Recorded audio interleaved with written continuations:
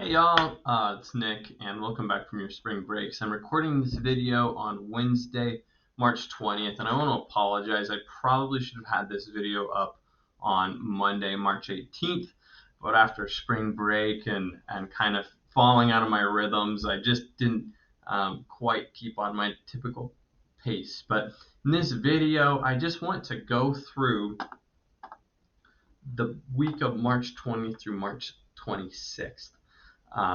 In which we are going to talk about your personal narrative trial right. We started personal narrative the week before spring break. I had you guys pick and read a personal narrative. I had you pick out the strategies that they used and why you liked them. And then you wrote a little response. These say unread. I've actually read them all. They just say unread because I clicked the grade users button rather than this one.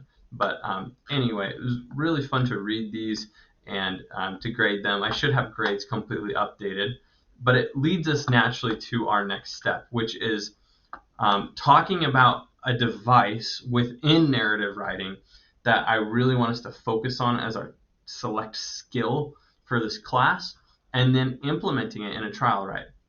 I was thinking of implementing it during a low stakes assignment first rather than the trial write, but for the sake of time, we really only have this week plus 7 more, and I really think for the sake of time, we need to do our trial write this week. So we're going to have this lesson. I'm going to go over this document. I'll walk you through it, and then I want you to get started on this trial write, which is going to be due Sunday at midnight. I think that's pretty fair. I know it's not a ton of time. If you need an extension, of course, just let me know. But I like this due date because it keeps us clipping along. And like I said, if you need a little bit longer, I can give you a few more days if you need. But yeah, so you can see all the description for this assignment in this file. It'll go over what I'm looking for in your trial write for a personal narrative, how I'm going to grade it. I'm going to keep this dialogue creation and use grammar there. And then I'm also going to ask for some new genre-specific conventions, most notably framing, which is the subject of this video. So, narrative framing. I want you to write personal narratives, true stories about yourself, about your life, but I want you to frame it. This is an advanced writing strategy. There's nothing easy about this. There's nothing free about this. It's going to take intentionality, time, effort, consideration. It's going to take thoughtfulness. There's no way you just leap into this and manage to stick it for a perfect 10. You've got to think about it. I want you to frame your personal narrative, which means this. I want you to essentially pick a story that you want to tell me, and then I want you to pick another story to tell that story, to frame it. Sometimes this is done in other writing modalities, other genres, movies, but in general, framing is very frequently used in personal narrative. So let me walk you through it. When you write a personal narrative, you could tell me, today this is what happened. The following day, this is what happened. Then this happened. You could do that. Typically, though, it creates pacing issues. Personal narrative is far too raw and far too deep to be quick and fast-paced. Personal narrative needs to be a slow-paced write, but the other thing is it jumps around, right? It doesn't just your personal narratives likely are not going to happen within 8 hours. It's going to be in May of 2022 and October of 2023 and in March of 2024. Your personal narrative will jump around, but each one needs to have a slow pace. Well, to avoid that leaping in the pacing, we create a frame. And a frame is a less important story that has little moments that trigger a flashback. Okay? And the little moments that trigger the flashback allow you to go to May 2022. Then you leap back forward. Then you go to October 2023. Then you leap back forward. Then you go to March 2024. Okay? That's a frame. It looks something like this. I've started writing one for you all. I wanted to show you personal narrative example. This is my example. This first part above the stars is a frame. Okay, let me just add that. This is my frame. Okay, this is my actual story.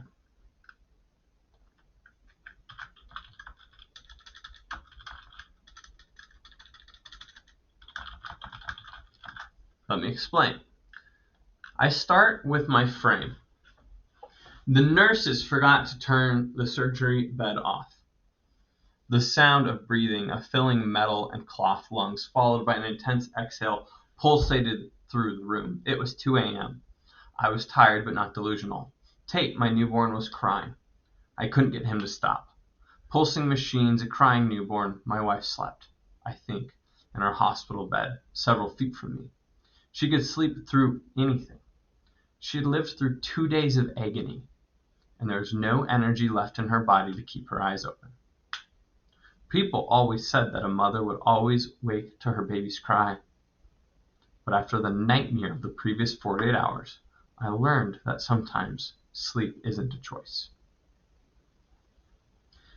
I'm not trying to tell the story of 2 a.m. hospital bed. I'm trying to tell the story of the previous 48 hours. Okay? To ease into my story, to frame my story, I offer these 3 paragraphs.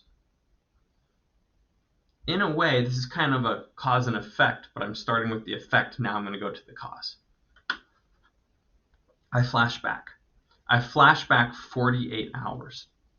It was midnight when she first woke me up. I think I had a contraction, she said. I can't get to sleep. She hadn't had a single Braxton Hicks, and our due date was still over a week out. Probably just a fake one of those Braxton Hicks, I said. I was barely awake and too naive to take her seriously. No, Nick. It's like really happening. I opened my eyes more fully, and my heartbeat increased. I was awake now. Like, really? Really? She kept holding her right hand to her lower back. Some of them hurt. Like all the muscles in my body are tightening up. We should time them, I replied, my senses finally sharpening. Every 4 minutes. The doctor said not to come in before 2 minutes. I'll have to wait a bit. Can I help you with anything, like run you a bath? Caitlin was visibly uncomfortable, but she declined and told me to sleep. Little did I know how precious those next few hours of sleep would be. I'm going to flash back forward now. Back forward to my frame. Back forward in time to my frame. I'm going to go back and forth. 2 stories connected. They're the same story, but one is serving as the frame for the other. Back forward in time to my frame. Does this make sense? It's very advanced. We're using flashbacks very frequently. We're using a cause and effect sort of style of writing, and we're having a story outside of the story. Now, my 2 stories are very connected. One is the result of the other. But you don't even have to do that. Some frames are just zany. Some frames are like the crane watching one. If you, the week before spring break, if you go to this list and you pick, what did I do? Oh, there's my list. Sorry, wrong button. So if you go to my list and you were to pick The Crane Wife by C.J. Hauser and you read it, it's about this woman who's researching cranes, of all things. She's researching these wild cranes in Texas, That's the frame, and then it flashes to this story of her relationship. See, they have this author has these little dots, and this is indicating the flashback, right? So the engagement, the call off, went to Texas to study cranes. Not long before, back to the engagement, back to the cranes, back to the engagement, back to the cranes, back to, right? It's going back and forth and back and forth. The real story is the story of the breakup. The frame is the story of watching cranes. There's an overlap, though. There's an overlap in which the crane story exists to tell the real personal narrative by little moments, making the author think back to the actual story. This is advanced, y'all. You don't just happen to do this. I want you to try. Your personal narrative trial, right? I want you to try. Low stakes. I am not going to grade hard on this. I want a frame, though. Here's how I would go about doing this. You're going to pick the story you want to tell, and you're going to pick the story you want to tell it through. 2 stories. I would highly recommend starting with the frame and then flashing back to the story itself. This document, Framing a Personal Narrative, which, do I have a, yeah, here's a PDF version of it, easier to read. A few different ways of doing this. You could use a memory frame, right? You could, this is like the crane watching one, where during moments on this inside her, or during moments of her crane watching story, we flash back to the breakup. They're kind of unrelated. It's just memories. Forrest Gump does this. Forrest Gump is sitting on the bench, happens to talk to a lady and talks his shoes. She's got nice shoes. The shoes make him think of his first pair of shoes. Wild with Reese Witherspoon. It's also a book. I've actually not read it, but I do know she's backpacking. And as she's backpacking, certain moments on the trail make her think back to this important moment in her life. Inside Out. The frame of Inside Out is this move of a girl named Riley from Minnesota to California. That's the frame. Then we go inside her head and we see what's happening. Or A Christmas Carol, right? Charles Dickens' Christmas Carol has these moments of flashing back using the ghosts of Christmas past and present. You can do a memory frame. 2 unrelated stories, one causing the other to, like, one, what the frame is causing the narrator to think of a memory.